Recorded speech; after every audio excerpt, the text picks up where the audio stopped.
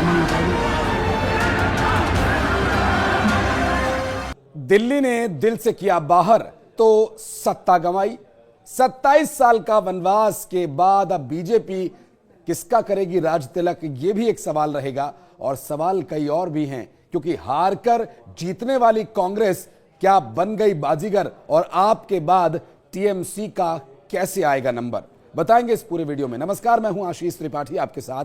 और दिल्ली विधानसभा चुनावों में बीजेपी की जीत कई मायनों में ऐतिहासिक है। एक तरह से देखें तो यह जीत 2014 के बाद मिली सबसे बड़ी जीत है, क्योंकि जिसमें मुस्लिम मतदाताओं का झुकाव भी बीजेपी की तरफ होने का दावा किया जा रहा है। और बीजेपी की इस जीत में केजरीवाल की क्या भूमिका है, जी हां, केजरीवाल की भी बड़ी भूमिका है, वो भी बताएंगे आपको इस पूरे वीडियो में। अंत तक बने रहिए हमारे साथ।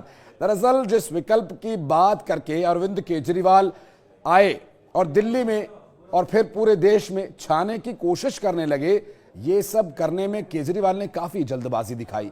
गुजरात गए, गोवा गए, हरियाणा और पंजाब गए, लगातार 1% से कम वोट पाने के बावजूद हिमाचल और उत्तराखंड के भी 2 चक्कर काट आए, उत्तर प्रदेश से लेकर असम तक।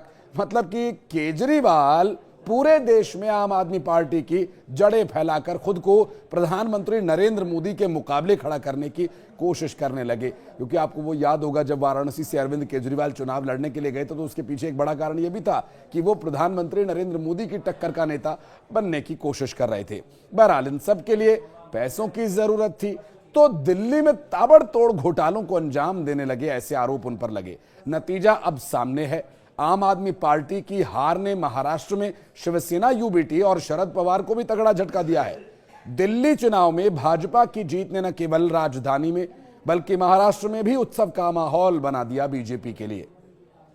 महाराष्ट्र में हालांकि केजरीवाल का कभी बड़ा चुनावी आधार नहीं रहा, लेकिन उद्धव ठाकरे और शरद पवार ने केजरीवाल में एक मजबूत और प्रतिबद्ध नेता को देखा था, जो बीजेपी के केंद्रीय नेतृत्व के खिलाफ आवाज उठाने का साहस रखते थे। उद्धव ठाकरे, शरद पवार और आम आदमी पार्टी के नेता अक्सर INDIA गठबंधन में एक साथ दिखाई देते थे, ताकि अपने अपने राज्यों में भारतीय जनता पार्टी का मुकाबला कर सके। अरविंद केजरीवाल का महाराष्ट्र से जुड़ाव 2011-12 के दौरान था और देशव्यापी भ्रष्टाचार विरोधी अभियान से ये जुड़ा हुआ था।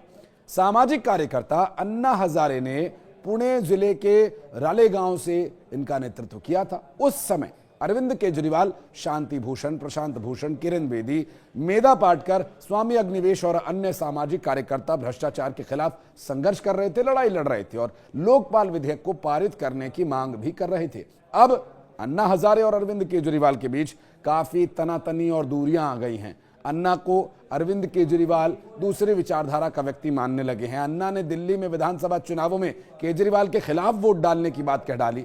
उन्होंने यहां तक कह दिया था कि एक नेता को हमेशा निस्वार्थ, ईमानदार होना चाहिए। अगर आपको लोगों का समर्थन चाहिए तो ये आवश्यक गुण है जो आप में होने ही चाहिए। जब बीजेपी ने शिवसेना और पवार की पार्टी को तोड़ा, तब आम आदमी पार्टी के नेता केंद्र और महाराष्ट्र दोनों जगहों पर बीजेपी के खिलाफ मोर्चा खोलने में आगे थे।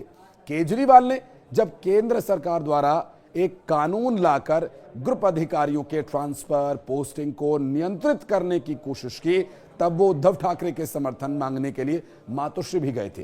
दिल्ली विधानसभा चुनावों में केजरीवाल की हार ने ठाकरे और शरद पवार को न केवल चौंका दिया, बल्कि ये उन दोनों दलों के लिए एक बड़ा निराशा का भी कारण बन गया। हालांकि संजय राउत ने कहा कि बीजेपी ने दिल्ली में जो काम किया है, या दिल्ली में भारतीय जनता पार्टी के अस्तित्व को लेकर विधानसभा चुनावों में वही रणनीति अपनाई जाएगी जो उसने महाराष्ट्र में अपनाई थी, जैसे केंद्रीय एजेंसीज के माध्यम से केजरीवाल को परेशान करना। ये एक उदाहरण के तौर पर उनके द्वारा बताया गया। हालांकि पार्टी नेताओं को गिरफ्तार करना, फर्जी मतदाता सूची बनाना, महाराष्ट्र विधानसभा चुनाव में हार के बाद क्षेत्रीय दलों ने यह उम्मीद जताई थी कि केजरीवाल बीजेपी के खिलाफ मजबूत होंगे, लेकिन दिल्ली में हार के बाद वो उम्मीद धराशायी, चकनाचूर हो गई। और अब मुंबई, महाराष्ट्र और आगामी स्थानीय चुनावों को लेकर उद्धव ठाकरे के लिए एक बड़ी चुनौती खड़ी हो गई है। ये चुनाव उनके राजनीतिक नेतृत्व और पार्टी की पहचान के लिए एक करो या मरो की स्थिति होगी।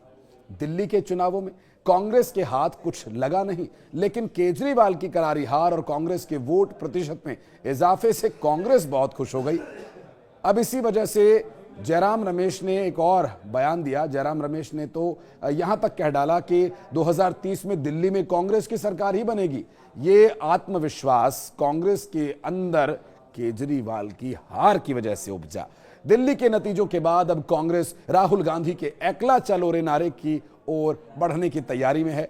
अब अगला निशाना उनका ममता बनर्जी पर है, जिन्होंने कांग्रेस के जख्मों पर कुरेद कुरेद कर नमक लगाया। क्योंकि शत्रुघ्न सिन्हा और महुआ मोइत्रा दिल्ली आए थे केजरीवाल का प्रचार करने। जी हां, दिल्ली चुनाव में हार के बाद अब कांग्रेस की नजर पश्चिम बंगाल पर है और पार्टी वहां ममता बनर्जी की तृणमूल कांग्रेस से मुकाबला करने के लिए तैयार है। और यही वजह है कि राहुल गांधी जल्द ही बंगाल में पदयात्रा पर निकलने वाले हैं। कांग्रेस का फंडा साफ है, भले ही कांग्रेस के हाथ कुछ लगे या न लगे, लेकिन ममता बनर्जी की सत्ता छिन जानी चाहिए, क्योंकि ममता बनर्जी की सत्ता में होते कांग्रेस की बंगाल में वापसी लगभग नामुमकिन है। राहुल गांधी ने 2004 में सक्रिय राजनीति में कदम रखा और युवाओं के मामलों का प्रभारी उन्हें नियुक्त किया गया था। तब उन्होंने कहा था, एकला चलो रे एकला चलो, यानी पार्टी को अकेले ही आगे खड़ा होना होगा। यह सिद्धांत सोनिया गांधी के नेतृत्व में बने संयुक्त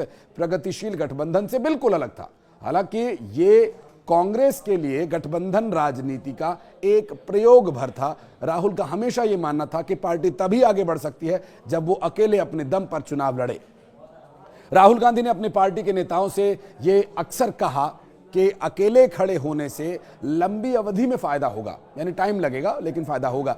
भले ही चुनाव हार जाएं, लेकिन कई चुनावों की विफलताओं और प्रधानमंत्री नरेंद्र मोदी को हराने की इच्छा ने उन्हें गठबंधन की राजनीति स्वीकार करने के लिए मजबूर कर ही दिया। हालांकि 2024 के लोकसभा चुनावों के बाद राहुल गांधी को यह एहसास हो गया कि जहां INDIA गठबंधन ने अन्य दलों ने मजबूती पाई है, वहीं कांग्रेस पार्टी लगातार कमजोर हो रही है। उसका इम्यून सिस्टम डैमेज हो चुका है। सीधे मुकाबले में बीजेपी के साथ कांग्रेस का जीतना लगभग असंभव हो जाता है। हरियाणा महाराष्ट्र हार के बाद राहुल गांधी ने यह विचार किया कि अब कांग्रेस को अकेले ही चुनावी मैदान में उतरना होगा और अरविंद केजरीवाल को चुनौती देने का इरादा बनाना पड़ा। दिल्ली विधानसभा चुनाव में केजरीवाल की हार के बाद Samajwadi party, national conference Congress पर आरोप लगाने लगी और कांग्रेस ने भी अपनी रणनीति में बदलाव किया। अब पश्चिम बंगाल में TMC कांग्रेस को चुनौती देने की योजना बना रही है, तो वहीं ममता बनर्जी की पार्टी ने कांग्रेस को बार बार जो नजरअंदाज किया उसका बदला तो लेना बनता ही है। सूत्रों के मुताबिक राहुल गांधी अब बंगाल में पार्टी कार्यकर्ताओं से मिलकर उन्हें यह विश्वास दिलाना चाहते हैं कि ममता बनर्जी के खिलाफ लड़ाई जारी रहेगी। और कांग्रेस ने स्पष्ट किया कि राज्य स्तर पर सहयोगियों के खिलाफ संघर्ष का मतलब राष्ट्रीय स्तर पर गठबंधन खत्म करना नहीं। राहुल गांधी ने इस विचार को स्वीकार किया और अगर कांग्रेस ने राज्य दर राज्य हार मान ली तो इसका राष्ट्रीय स्तर पर असर पड़ेगा और बीजेपी के खिलाफ कांग्रेस एक ठोस विकल्प बन नहीं पाएगी। इस समय राहुल गांधी का मानना यह है कि कांग्रेस के सभी राज्य इकाइयों को एक नई दिशा की आवश्यकता है और यही उनका अगला कदम भी हो सकता है। बहरहाल इस वीडियो के बारे में राहुल गांधी की रणनीति और कांग्रेस पार्टी की हार और हार कर भी जीत गई कांग्रेस पार्टी, क्या कांग्रेस पार्टी है बाजीगर? देखना होगा। अब देखना होगा 27 साल का वनवास खत्म हुआ है, बीजेपी किसका राज तिलक करती है? इन सभी सवालों का जवाब अगर आपको मिला इस वीडियो में तो जरूर कमेंट सेक्शन में अपनी राय दीजिएगा। वीडियो पसंद आए तो लाइक कीजिएगा, शेयर कीजिएगा, चैनल को सब्सक्राइब कीजिएगा। धन्यवाद।